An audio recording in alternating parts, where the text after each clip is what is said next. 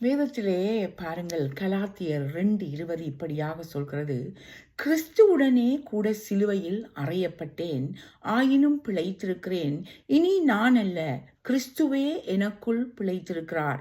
நான் இப்பொழுது மாமிசத்தில் பிழைத்திருக்கிறதோ, என்னில் அன்பு கூர்ந்து எனக்காக தம்மை தாமே ஒப்புக்கொடுத்த தேவனுடைய குமாரனை பற்றும் விசுவாசத்தினாலே பிழைத்திருக்கிறோம். நாங்கள் இன்றைக்கு பிழைத்திருக்கிறோம். இதனால் எனக்காக, என்னிலே அன்பு கூர்ந்து எனக்காக தம்மை தாமே ஒப்புக்கொடுத்த தேவனுடைய குமாரனை பின்பற்றுவதனால் விசுவாசத்திலே பிழைத்திருக்கிறோம். நாங்கள் இன்றைக்கு பிழைத்திருப்பது கர்த்தரை பின்பற்றுவதனால், அந்த விசுவாசத்தினால் நாங்கள் பிழைத்திருக்கிறோம். கிறிஸ்துவனுடனே கூட சிலுவையிலே அறையப்பட்டேன். நாங்களும் கர்த்தர் சிலுவையிலே அறையப்பட்டது போல நாங்களும் அவரோடு அறையப்பட்டு எங்கள் வாழ்க்கையிலே எங்களுக்குள்ளே இருக்கிற பாவ சிந்தனைகளிலே அறையப்பட்டு, பாவத்திலே நாங்கள் அந்த பாவத்தை விட்டு அந்த சிலுவையிலே இயேசு அறையப்பட்டது போல நாங்களும் அறையப்பட்டு பாவ சிந்தனையை விலக்கப்பட்டவர்களாக,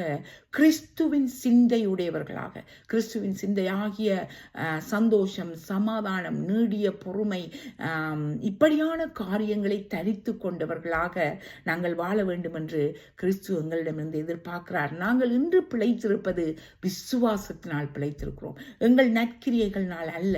விசுவாசம், அந்த விசுவாசம் எப்படி? கர்த்தரை பின்பற்றுவதனால் அந்த விசுவாசம் எங்களுக்குள் வந்தது. நாங்கள் விசுவாசம் இல்லாமல் தேவனை தரிசிக்க முடியாது. அந்த விசுவாசத்தை கொடுத்தது யாரு? இயேசு கிறிஸ்துவானவர் அந்த சிலுவையிலே எங்களுக்காக எங்களை அன்பு கொண்டு தன்னைத்தானே ஒரு பாவ நிவாரணமாக தன்னைத்தானே கொடுத்தனால் இன்றைக்கு நாங்கள் விசுவாசத்திலே நிலைத்திருக்கிறோம்.